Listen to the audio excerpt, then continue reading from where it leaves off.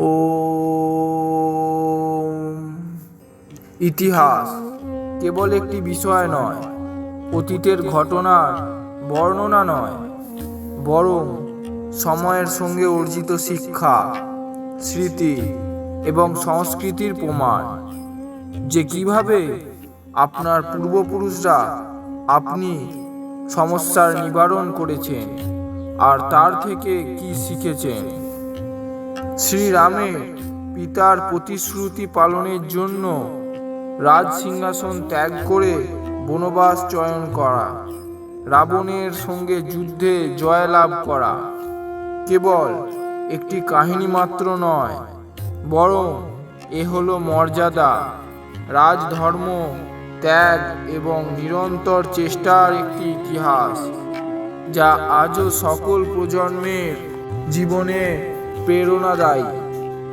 ইতিহাস আপনাকে জুড়ে রাখে আপনার সংস্কৃতির সঙ্গে আর প্রস্তুত করে এক উত্তম ভবিষ্যতের জন্য।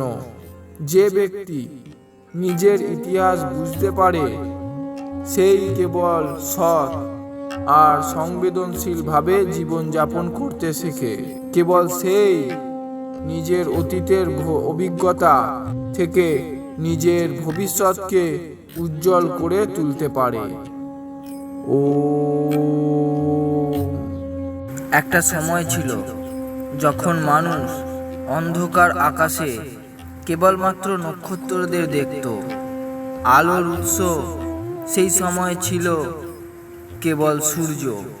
কিন্তু একদিন একজন ব্যক্তি কল্পনা করলেন, কেমন হয় যদি আমরা এই অন্ধকারকে চিরতরে মুছে ফেলতে পারি।